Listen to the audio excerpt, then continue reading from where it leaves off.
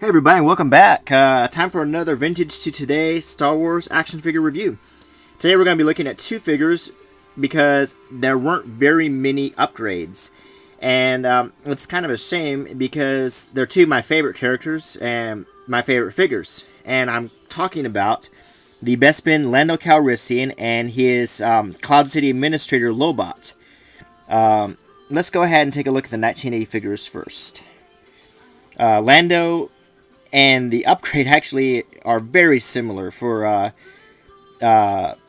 figures. I mean, in terms of upgrades, if you take a look, for instance, their belt buckle is almost identical. Their shirt is almost identical, almost the same shade, as well as their pants.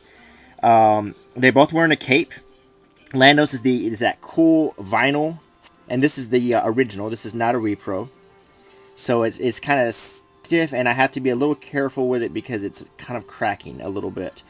He's armed with also an original Bespin blaster, very similar to what I showed you with the Bespin Han. This style of blaster, which was pretty prevalent in the Empire Strikes Back 1980 figures. They just kind of used it on, I think they even used it on the Hoth Rebel Trooper. They just kind of went nutty with it because we never really saw this blaster in the movie. He's smiling, and this is one of the few Star Wars figures that's smiling. Kind of a good sculpt. It looks like Billy D. Williams. It was as good as they could get back then. He has shoes that match his pants. In other words, they didn't paint them. A simple figure, but I like it nonetheless. You know, everyone needs a Lando in their collection. And let's take a look again at that repro. This is the Lando that they pretty much... I'm probably mistaken, but the only Lando I've come across, I've seen him repacked in a comic pack with a slightly better cape. I think they put some wire in it for posability. But this is the original, so there's no posability on this cape. The cape looks much more like what we saw in the movie. He's carrying a more accurate Stormtrooper blaster, which is what he took off the Stormtrooper. Because we actually never saw Lando armed until the end of the movie when he was helping them escape. The face sculpt looks much more like Billy D. Williams. And he has kind of a little second collar on his cape, which you can pop to if you want to make him look stupid. But either way, articulation on this figure is not good at all. First of all, he's posed in this blaster stance. So if you take away the blaster, he looks kind of ridiculous, and you can't really do much with him. I mean, you could have him salute. So you have a swivel neck, swivel shoulders with scene-specific arms, swivel torso, and swivel hips. That's it for articulation on him. And they are still repacking him, it seems like. Now, they might have put different arms on the comic pack. I didn't notice that. But still, I wish they would redo this figure. Okay, now, I'm going to correct myself. It seems like they did make a Lando vintage version, which I'd like to see. I think I saw it on one of the other figure review sites. So I need to look for that one. Okay, here's the 1980 Lobot. I like Lobot. He is a strange and enigmatic, dynamic character. We never hear him talk. We're never really sure what he is. If you go to Wikipedia, they say he's a cyborg. So he also makes an appearance in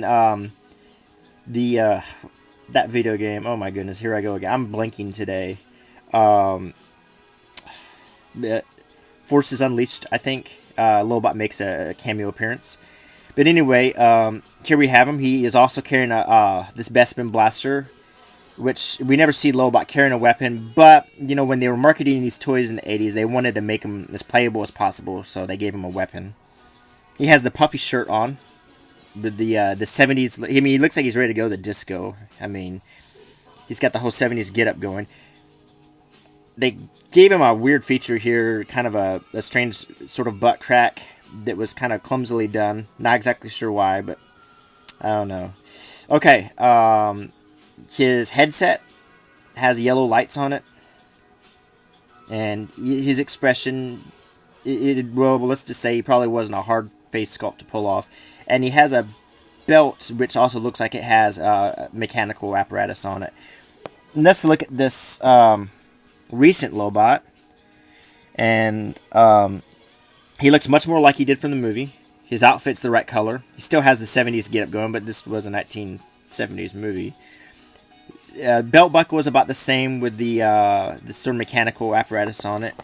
And he's carrying a laptop kind of, or clamshell terminal, which has, if you look carefully, a picture of Cloud City on it, which is a really nice feature. The detail on this is phenomenal, with a little keyboard, and it even looks like a mouse.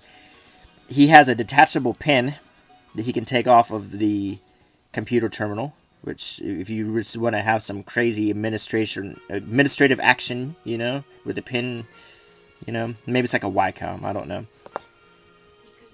He has better articulation.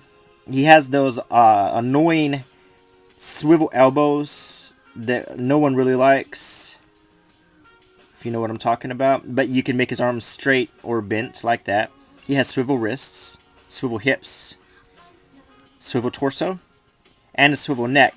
They nailed his face. It looks just like the actor. I think it was John Callis who played him.